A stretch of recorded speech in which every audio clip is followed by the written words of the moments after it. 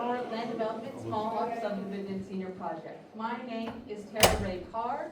And my name is Matthew Lechuga. We are the project managers, and we would like to introduce our team by starting with our demolition and further representatives. I'm Christian Miranda. Hi, I'm Roberto Rosales. I'm Salvi Senio. And I'm Robert Tolentino. And now I'd like to introduce us to our grading design team. Hi, my name is Nardine Halissa. Hi, my name is Andrew Sabrino, and I'd like to pass it on to our hydrology and utility teams. Hi, my name is Michelle Nguyen. Hi, my name is Jacqueline Gomez. Hi, I'm Joanna Sai, also from the industry design. Good morning, everyone. My name is Christian Gumenta, and next up is our construction team. Good morning, my name is Giovanni Otto Ramirez. Hello, my name is Andrew Rodriguez. Hello, my name is Susanna Ng. And I'm Kathleen Hillwood. We are part of the delivery. And these are some of the advisors that helped us with our project. We have our academic advisors, Dr. Omar E. Mora and Dr. Yasser Salam. We'd also like to give a very special thanks to our industry advisors from Southland Civil Engineering, Brian Lopez, Alexis Serna, and Ethan Wayne for their continuous guidance and support throughout our project. The purpose of this project that we're about to present is to develop a 0.95 acre lot of land in the city of Los Angeles, state of California, for residential usage. The students will perform research and a site analysis to determine the best layout and create a subdivision plot ready for construction in compliance with the city standards. The students will also analyze the budget and cost for the construction of the proposed buildings. We'll be going over the background, the due diligence, the engineering phases, the construction management, and the final product of our senior project. First, we'll be going over the background. Our first task was to create a tentative track map that will be used to subdivide the property into smaller lots. Document research and physical surveys are required to finalize the map. However, because we weren't given the site location address, we were only given the centerline ties and field notes and records of surveys. Track maps, parcel maps were all provided by the Southland Civil and Survey Company. We formatted the track map per the Subdivision Map Act, and seen here was one of the track numbers that were given to us, and that is our project site. We decided to divide it into 3 different sheets. The first sheet being the information sheet giving the owner statement, the surveyor statement, and notary acknowledgements. The second sheet is the boundary control and our monument information. Lastly, we have our sheet 3, which is our subdivided plots. We have our lot 1s to lot 9, and we also have easement on the west side of our division, in which it's a 26-foot easement, and we have a little fire access lane in between lots 5 and 6 that are also 26 feet.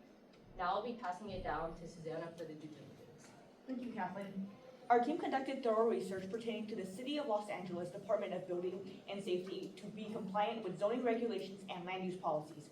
From the Zone Information and Map Access System known as ZEMIS, we found our lot was classified as RD4, which is defined as a restricted density multiple dwelling. Our team ensured accessibility to essential services such as the fire department and the Borough of Sanitation's water and sewer lines with our proposed infrastructure. Additionally, geotechnical analysis was carried out to show that we needed to remove a total of 3 feet of alluvium, requiring our team to draft excavation and demolition plans accordingly. Our team is very thorough in our research, and we proved that there were no active faults or flood zones on the lot, and we hold safety paramount in our designs. Street improvements, including the added driveways, were compliant with standards set by the Borough of Engineering. Our due diligence paved the way for our small lot subdivision to be approved in all the plan check stages with the City of Los Angeles and established for residential use of 9 2-story single-unit homes. I will now be passing this presentation to Rico to begin talking about the engineering phases, beginning with demolition. Thank you, Susanna. So yeah, let's start demolition. Everything inside the property line is set to be destroyed, which includes 2 sheds, a fence, a 1-story residence, and a concrete pad. The total lot, or the total size is gonna be 0.95 acres, and we'll be working within the Los Angeles County demolition hours, which is 7 a.m. to 9 p.m. Monday through Friday. Safety remains paramount throughout our entire demolition process. Plans are in place to prevent any accidents or fires. And contractors will provide fencing around the construction site and will remain within these confines whenever possible. All utilities will be capped and disconnected at the property line, and any overhead power lines will be disconnected and protected. All safety regulations will be upheld and followed, and all demolition debris will be held in compliance with the County of Los Angeles Construction and Demolition Debris Recycling Ordinance. And now I'd like to hand it off to Sal and our excavation team. Thank you, Christian.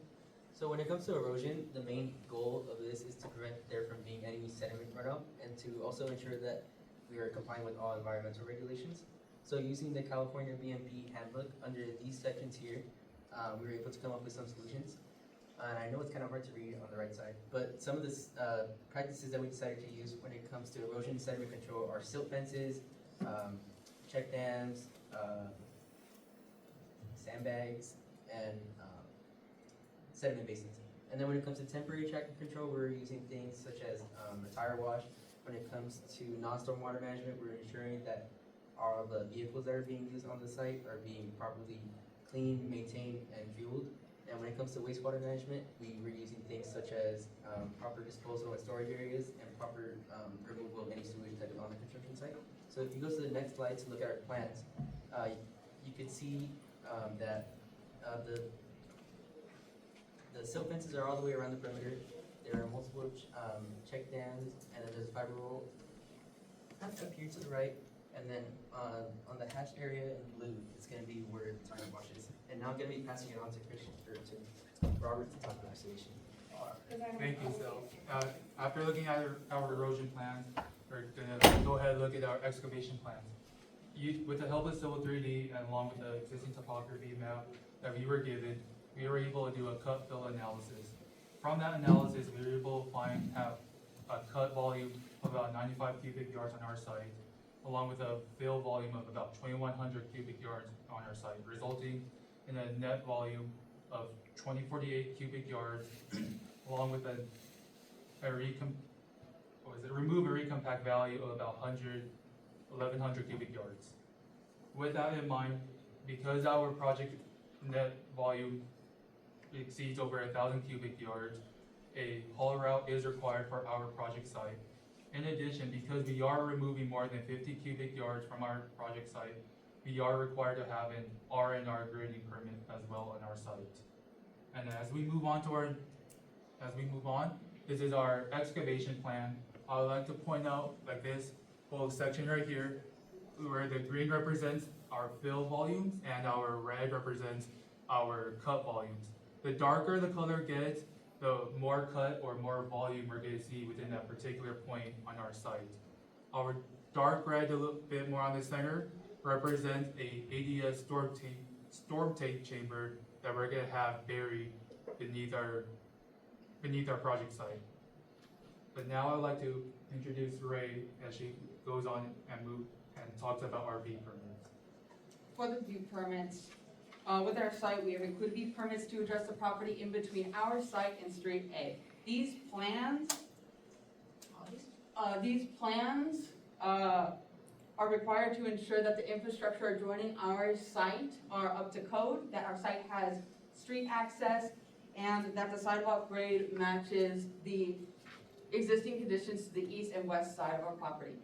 We also have major improvements, which include the driveways, sidewalk, parkways, the addition of a storm drain and tree well to protect a pre-existing oak tree. There are also minor improvements, include a 2-foot cold plane into Street A, the removal of a water meter, and the regrading of our curbs and gutters. All of these improvements were based on the Los Angeles Bureau of Engineering street plans listed above. And in the next slide, we will see the plans. The profile of the north side and center line of Street A show the flow line of the existing street, and the south side, which adjoins our property, it shows the top of curb and flow line. And in this portion, we show the street improvement drawings and specifically what we've done. And now on to Christian, who will handle the sewer portion of the V permit. Thank you, Ray. So moving on to the sewer V permit, something that I want to point out is that because the sewer V permit is, similar to the street V permit, is required due to improvements that are needed within the city's right-of-way. More specifically, a new public sewer needs to be installed in order to provide sewer service to the proposed small lot subdivision as well as its anticipated residents. More specifically, a new sewer, the proposed sewer is going to be located about 0.4 feet south of the center line of Street A.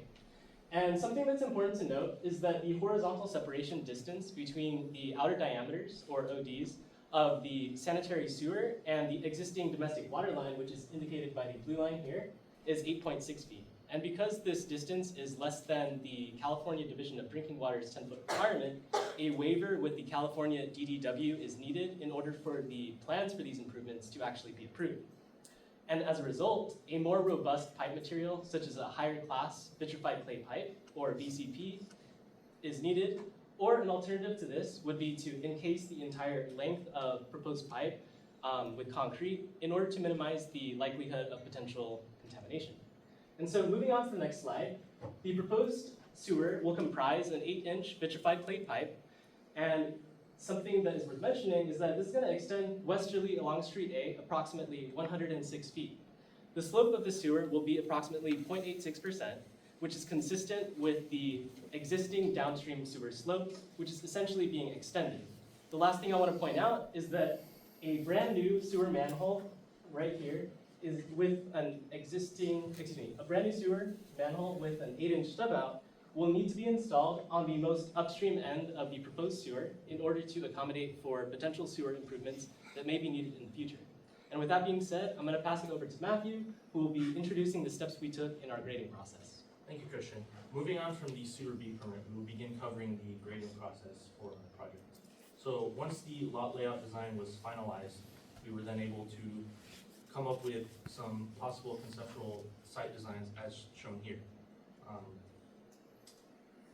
With respect to a few considerations that I'll discuss momentarily, initially the grading team chose the alternative design 1 out of the 3 depicted here. With the assistance of the CAD software Civil 3D, we were able to develop rough grading models based off the conceptual designs. Our site required several varying designs to address a sump located at the back of our site. Additionally, we were also given parameters such that we need to minimize the amount of retaining walls and the amount of import and export to and from our site. However, different aspects of the project are always subject to change, and these restrictions were later no longer concerned within our project, thus explain the excessive fill as shown in the excavation plan. Ultimately, we settled on a design that would slope down towards the fire access intersection, where our overall low point would be located. This design is slowly altered later in the project, where we relocated the overall site low point to the western end of the fire access intersection. Once the road grades were established, we were able to determine the curb heights as well as the pad elevations. The low point would be a catch basin designed to collect a significant portion of on-site runoff. The fine grading process followed soon after, where we began being concerned with the grades within the lots themselves. I will now pass it over to Andrew, who will be discussing fine grading as well as the first sheet of the grading plan. Thank you, Matthew. The following here is one iteration of our grading plan, where in this iteration we had 2 gutters at the laterals of our fire lane, where the idea was to have the crown at the fire lane so the water can be directed to the 2 gutters and then therefore directed to the 2 drop inlets. And then next slide. This is our final iteration of the grading plan, where the solution was to place a gutter at the middle of the fire lane, acting as a low point instead of a high point, where the water would be directed through the main driveway to a warped gutter, where our drop inlet is located. Another challenge we had with the design process was the area drains of each of the lots. To drain water away from our houses, each of the pads had to be raised from the mat, and this would cause more fill to the project. So instead, we decided to waffle the backyards of the houses by creating ridges and localized low points, which decrease the fill and still allow for proper drainage. And I will now pass it on to Nardine, who will talk about our second sheet of the grading plan. Thank you, Andrew. So moving on to sheet 2 of the grading plan, our primary design challenge was designing the main driveway to our site that is in the top right corner or the northwest side of our site. And what made this task difficult was trying to address the warping issue that we were facing as we were trying to transition from the public street to our private street. And so this is shown in the first iteration plan on the right, and we seeked advice from our professional industry advisors just to ensure that we were adhering to the LA County Code and that we could have a seamless integration from the main driveway to our proposed street as well. So through the iterative design adjustment that you can see on the left, zoomed in, we were able to successfully mitigate the warping issue that we were facing, achieving a driveway that's both technically sound and safe by design. Another challenge that we faced was the design of the northern wall in lot 1, which borders public property. The challenge here was in identifying the height requirement for a wall in this context. So in the previous iteration that you guys saw, the wall was standing at 6 feet tall, but through some research, we found out that per the City of Los Angeles standards, that any fences or walls in a required front yard setback are actually only permitted to be up to a height of 3.5 feet. And so as you guys can see zoomed in on the right, it's being called out by construction note 26 in this final design iteration. And in this final design iteration, it is meeting the requirement at 3.5 feet.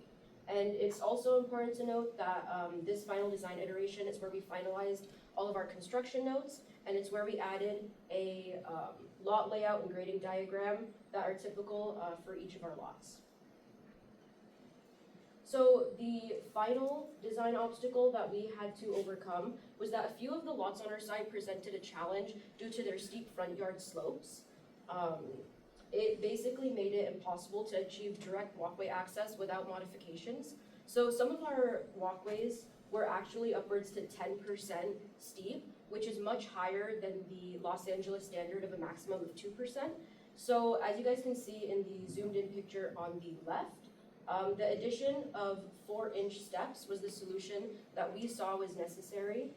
We were able to transform the steep slopes into a walkway feature with steps that added functionality and aesthetic to each of our lots. And now I'll be passing it on to Joanna, who's going to be discussing hydrology. Thanks, Nardine. Next, I'll be elaborating on the type of drainage system we decided to use. Based on the geotechnical report provided, we knew that on-site infiltration was not recommended, so we wanted to look more into using a cistern as a capture and use best management practice. Based on Appendix F from the LID manual, we knew that the estimated total water use must be greater than or equal to the design capture volume.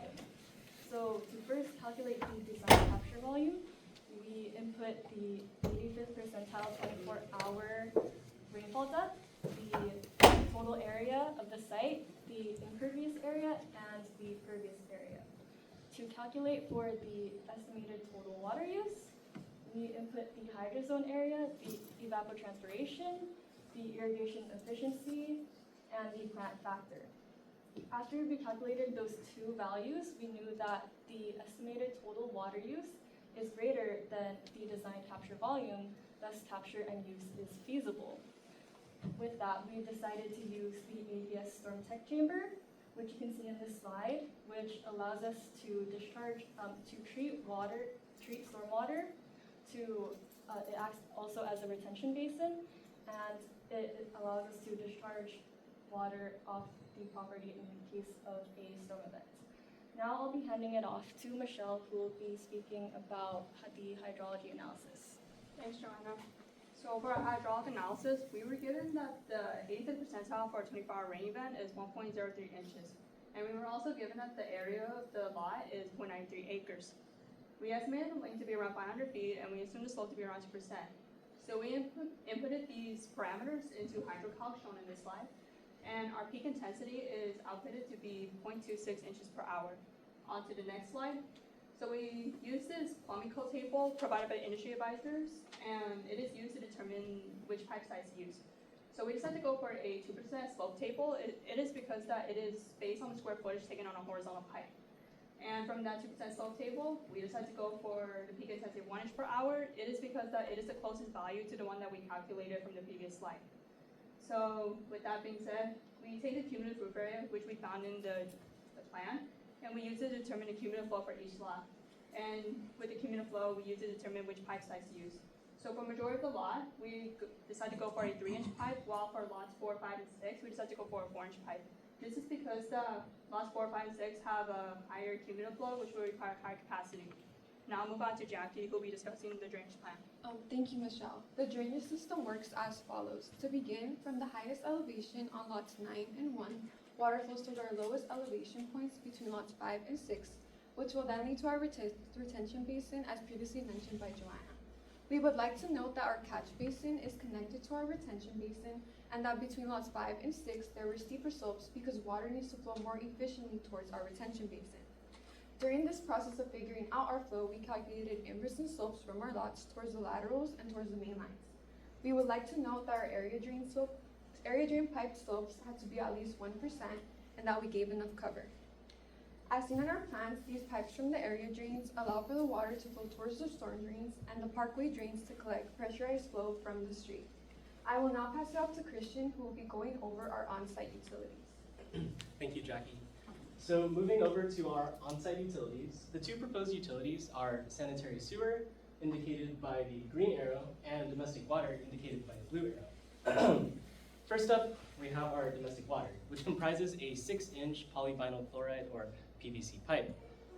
It's important to note that this pipe will be located about 10 feet west of the private street center line.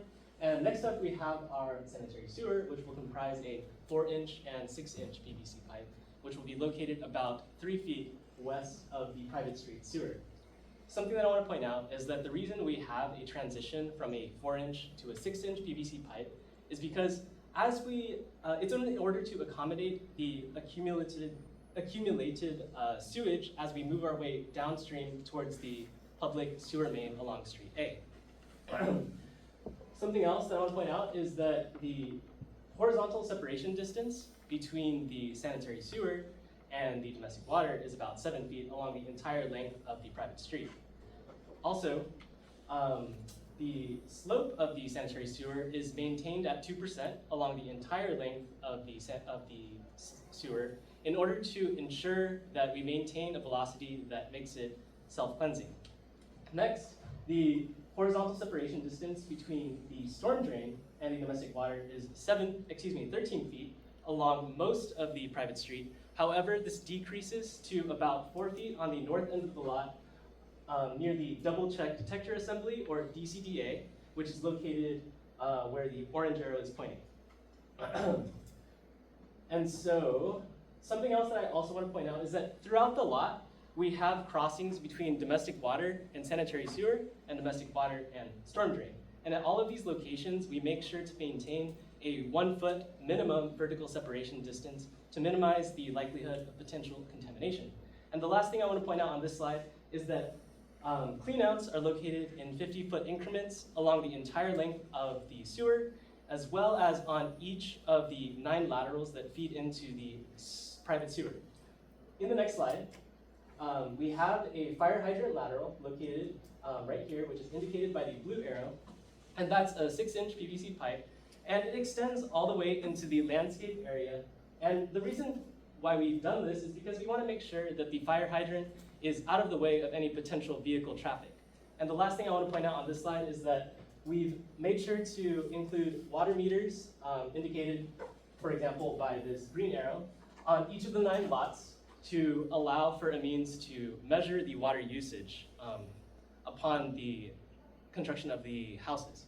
And so with that being said, I'm going to pass it over to Giovanni, who will be going over the construction scheduling process. Thank you, Christian.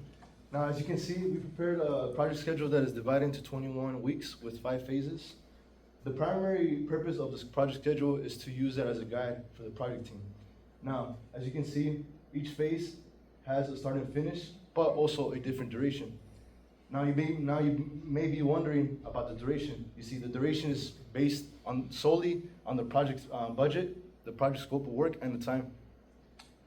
once considering those factors, we were able to come into agreement into putting the different types of durations in each phase. But also considering other factors such as delays. And what delays?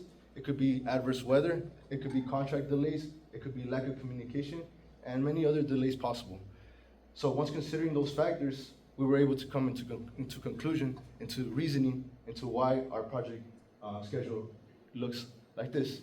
But also, it also comes into understanding the project scope of work, the project time, and the project's budget. So now that we understand how important a project schedule is, we will now move on to cost estimations with Andrew. Thank you, Giovanni. So we were able to get a final cost estimate for this project by individually estimating each of the 7 phases that we completed. So to begin with, utilities includes a water line and a sewer line. At that point, we were able to analyze the drawings that were provided to us by the design team and retrieve a material quantity takeoff list, and then from there, we were able to research the price for each material that was on that list and got a material cost. Following, we researched labor rates in Los Angeles for installing a 4-inch and a 6-inch PVC pipe with the fittings, and were able to get a labor cost.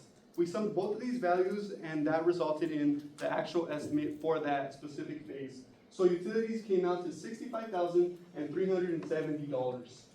As you can see up here in this table, each phase is next to the actual price that we estimated it at, and the grand total for our project came out to about $620,000. So on the next slide, we have a pie chart that represents the cost per phase, and as you can see, the largest is earthwork, which comes out at 38%. This comes because we had a large amount of compacted filled dirt, and also in this phase, we also counted for excavation on our drain lines, our sewer lines, our water lines, and then backfill once those lines were installed, and the continuous footing on our concrete pads, which are the 9 slab-on-grade pads, which is also another expensive part of our project at 26%. I will now be passing it over to Susanna, who will be talking about our final deliverables. Thank you, Andrew. This is the 3D model workflow process, which is meant to be a representative example of homes that will be on our project development. Since the lot address was not provided to us, we researched possible existing sites using GIS platforms in Los Angeles County as examples to model after. These locations were chosen based on the slope of the sites, since we knew our project lot was relatively flat and if the site examples had 2-story single-unit homes. After limiting it down to 3 sites that matched this criteria to be an example, flight plans were drafted on drone deploy, and a drone was used to fly the sites with 80% front and 75% side overlap to gather data to create a model. The photos were then uploaded into Reality Capture, which is a photogrammetry software where the 2D images were aligned into a 3D point cloud file. A final example site after the point clouds were developed, where it was chosen based on how well it matched the engineering plans other team members were working on, and it was segmented to show only one roadway as seen as in the previous engineering plans presented. This file was touched up to provide some quality control, such as texturization to provide optimal detail when extracting features such as the ground and the structures. The point cloud was then imported into Revit and modeled based on floors. This step in the process included identifying structural elements such as the walls, windows, driveways, and roofs. After the model was fully edited, Lumion LiveSync was turned on to create a scene rendering for architectural visualization purposes. In the next slide, we will be showing the video of the final 3D model, which was rendered using Lumion. You may notice in this video that there are different materials for the engineering components that we talked about, such as the concrete driveways and the asphalt street, and these were assigned based on a toolkit in Lumion. Materials were selected by layer 1 being the exterior walls and the windows, layer 2 being the glass and the bricks, layer 3 being the external aesthetic features such as the trees, plants, and lampposts, and the final layer was the cars and the people. After all these materials were imported, settings to change the sun angle and wind direction to create a more realistic render were used. After this video, I will be passing it back to Kathleen to conclude our presentation.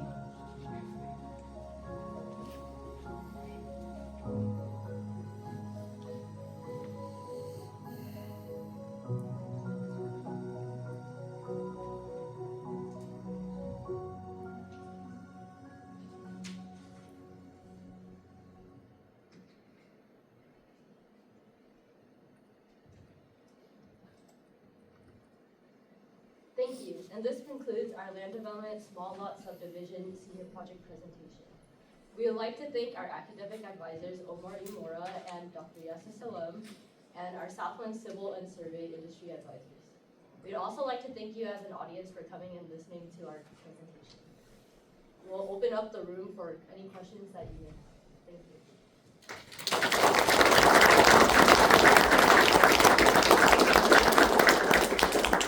Before we go into any questions, I would like to take a moment to introduce any professionals in the room. If we will start from here, Ethan.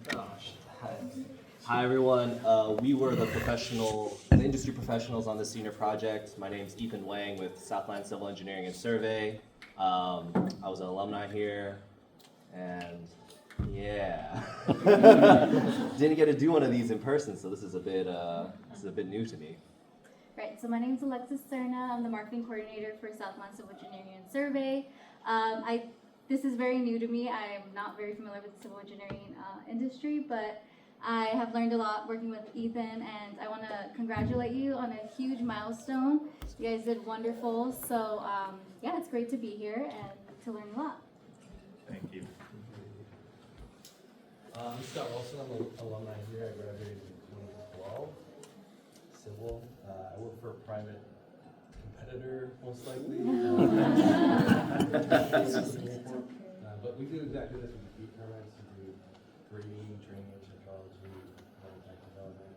I was very impressed with the detailed drawings, all the calculations we did. It seemed like we put a lot of work into this, and it looked like a very professional product. That's great. So, congrats. Hello, my name is Jacqueline McCarsick. I'm also an alumni from here. I work for a company called Creek Roots. We primarily do work with like water, sewer, recycled water. So I thought it was unique that you included those components in your project as well.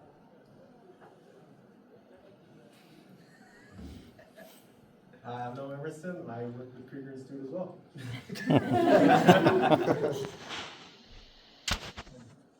Go ahead, Joe.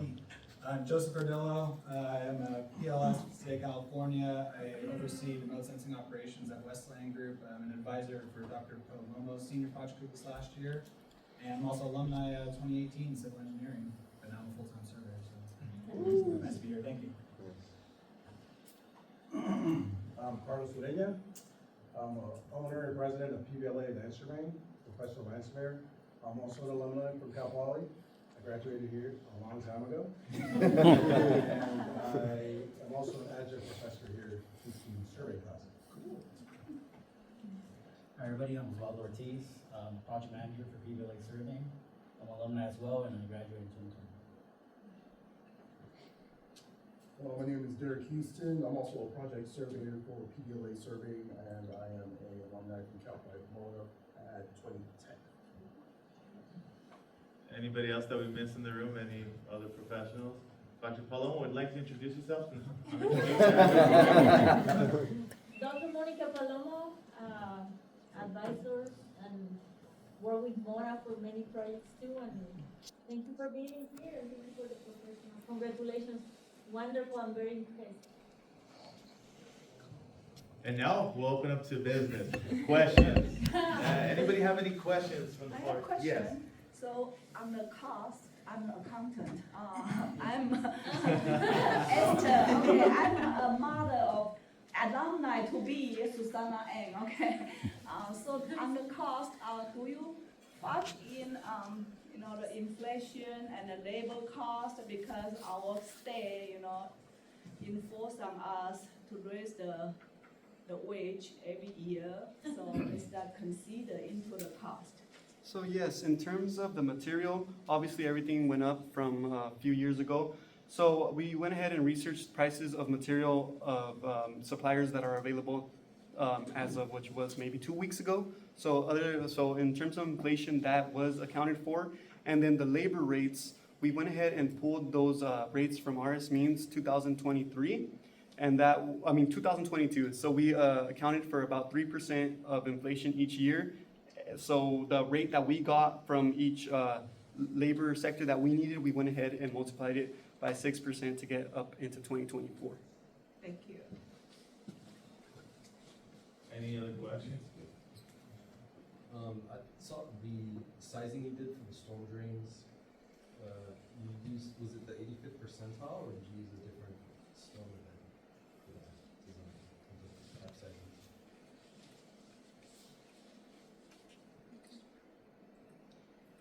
I think that's different. Yes, so the way that we did that was that we kind of had an option of either utilizing the 85th percentile, or at the moment I can't recall where the rain event, excuse me, the rain intensity that we used to get that information was. I'm not sure what the exact terms to use here, but pretty much there were two options. One, which was the 85th percentile, and something else, but that didn't have it had a smaller value essentially, and so we went with the more conservative, which was the 85th percentile, and that's the value we use in our calculations.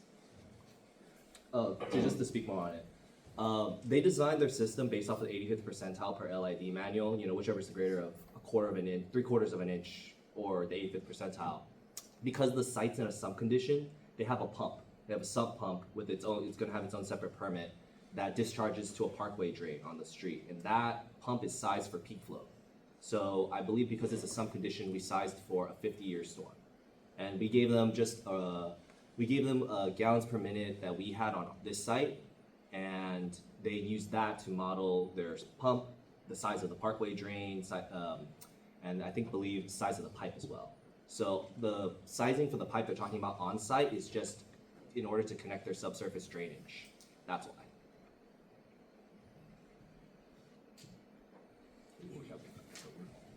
Yeah, I had a couple questions. So, I think one of the first things you guys talked about was the tentative track map, and then I believe you guys showed an example of a track map. I was wondering if you guys prepared both a tentative track map and then the track map itself, because they are two different.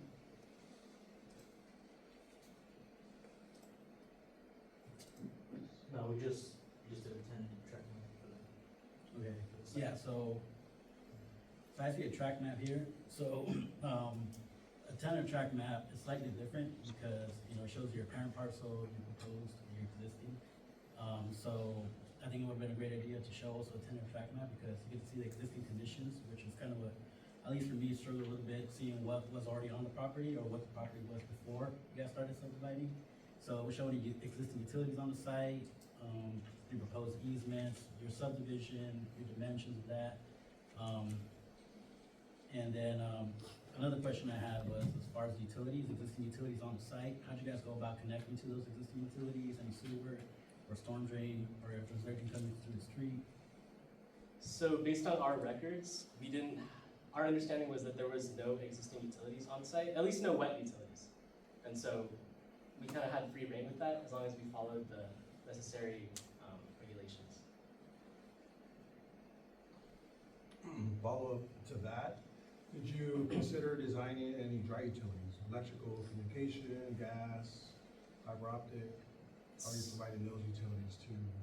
Yeah, for the purposes of this project, it was just out of the scope for us.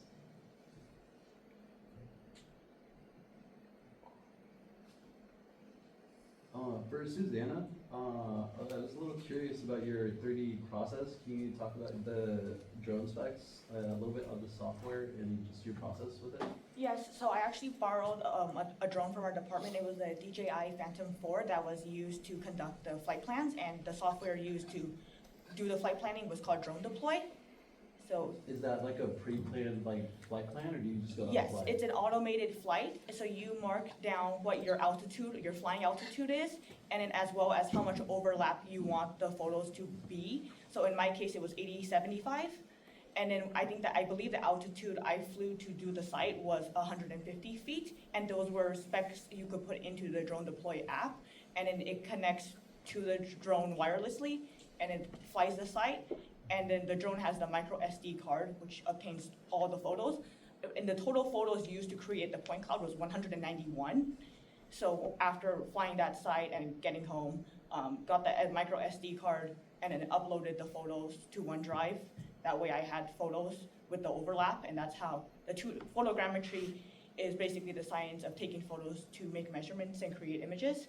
So overlapping those photos with that 80% and 75% overlap, I was able to stitch them together and get a 3D model out of it. And what software did you use? Reality capture, it's a type of photogrammetry software. In some classes taught at Calpoly Pomona, we use context capture, which is a Bentley product, but this was separate because there was a way, or initially the intention was reality capture has an extension where you can save it as FBX, so it can easily be imported into Lumion. So I wanted to try to see how efficient that workflow was. Unfortunately, just importing a point cloud right into Lumion kind of made it look very messy, so I still had to do some modeling with Revit after the texturization process. So that was the reason reality capture was chosen, because context capture from Bentley does not have an FBX import feature into it. Got it. Thank you. Going back to your track map, I was just curious on what existing proposed utilities were pertaining back to that site. The existing utilities that we were given. Oh, excuse me, let me go ahead and rephrase that. I meant the easements, actually. Oh, the easements?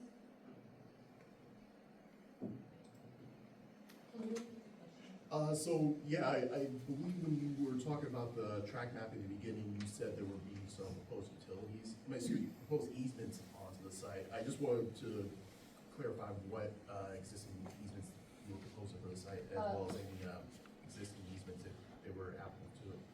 There weren't any existing easements. We decided to include one easement. It was the fire lane access and for utilities. And that's where we developed our lot. We decided to add like another street into that subdivision. I have one unrelated to civil engineering, but working in a large group, did you learn anything, coming together and really, very impressed with this presentation. Any thoughts on that or? I think it was very interesting being one of the PMs, kind of handling like everybody's separate schedule, because we all had our classes, internships, jobs that we had to also focus on. So trying to prioritize this project was incredibly important, but also trying to work with everybody's schedule to see who can be more flexible than others. That was a lot more interesting. And also trying to figure out where's people's strengths were. So in the beginning of the project, trying to see what each individual person wanted to work with, or what topic they wanted to work with, and then splitting up into groups to help figure that out. So that was pretty interesting, especially with such a large group. And just to add on to that, I think something that I noticed is the true importance of collaboration when you're working with a professional team, because for example, I was part of the grading team, so the grading depended on the sewer, but whenever we would change something in the sewer, it would change something in the grading, but then the drainage relied on the grading, so we would also have to change that. And so something that was, I guess, really, really important throughout everything was being collaborative and very communicative. So when something changes, you need to make sure to let all of the team members know, not just your specific team, that something changed, what needs to be updated, because it was also very hard using CAD files, because it's hard to collaborate on that. We kept having to download and upload and download and upload for different people to work on them, because we can't work on it at the same time. So yeah, collaboration and communication was, I think, something I feel like we all learned very much over the past 9 months. That's great. I would definitely say, take everything that you've learned, and you'll see this throughout your career path. And working with teams and new people and the industry that you're in, you're always gonna want to collaborate, communicate, and really try to learn from each other as much as you can. So one last question. So are you guys happy with the overall outcome of your lot layout? Or if you had a challenge, and if you could do it all over again, would there be something different that you would change, that you would say, I would completely change this and do this instead? Can you talk about a little bit about that? I wouldn't say I do like our final product and like what we were able to achieve, but I would also reorder like, the way in which we did certain things. Like how, Nardine said that like a lot of, the grading depended on our sewer pipes and, certain things. So I would have like worked, for example, like on the sewer almost in conjunction with the grading, because we started on the grading first. And then one of the issues that we noticed that is that like, our slope wasn't correct for our sewer pipes, and so we had to regrade our entire section, and unfortunately, that was a lot of time lost for us. So it would be more like reordering how we did things and what we prioritized at what certain time. And to add on to that, the reason we had to regrade for the sewers because we found out later, once we were calculating the slopes and inverts for our proposed sewer on site, we found out we didn't have enough coverage for these sewers, so we had to kind of add more fill. That's also another reason we have additional fill.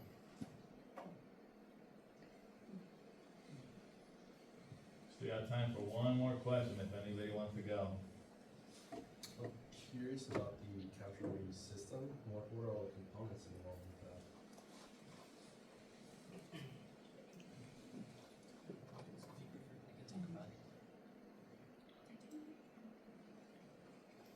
I can talk a little bit about it and then Christian might step in, but basically all of the all of the drainage would lead towards the street, which would then flow down towards the center of the lot, the area, which would then slope downwards towards the ADS Tech chamber, which involves the treatment basin in this right section, and then once it is treated, it would flow towards this retention basin, and there's this area where there's an invert which leads to the storm drain sump pump, which pressurizes the flow towards the street. On the street that's on the other page, not shown here, but basically there is that option for retaining the water as well as flushing the water towards the street if necessary, or also just having enough water for irrigation. Hopefully that answers your question. Well, without further ado, thank you guys so much for your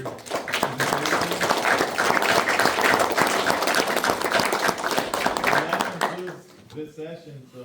What presentation number is this? 5. We do have one more little thing. We would like to give this to our project advisors.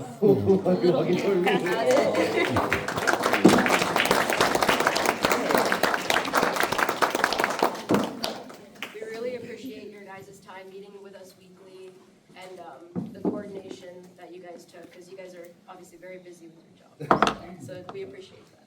Yeah, you guys did a really good job, I think. I mean, for everyone here, the goal of this entire senior project when we proposed it to Mora was to have a plan set that they could have ready to submit to the city. Grading, street, hydrology, the whole shebang. So I'm really impressed with what they did. You know, they had to think, they had to go through iterations to see what does development is like, land development. You know, this is what you see a lot in our city now because of housing concerns and just the fact that they were able to work through it, get through problems that do crop up in the design process and try to figure out solutions for it, while also trying to familiarize themselves with city code, because that's going to be a big part of their life if they're going to be doing land development, is municipal code. So I'm pretty proud. Good. You feel much better than your project? Dog, that thing was huge, man. Well, thank you, everybody. I want to thank the family that was here. I did see some family here, so I really appreciate families showing up. I appreciate the professionals showing up and all the students that are going to be in these shoes soon, so at least you know what to aim for, and those students just presented today. So thank you, everybody, and enjoy the rest of your afternoon.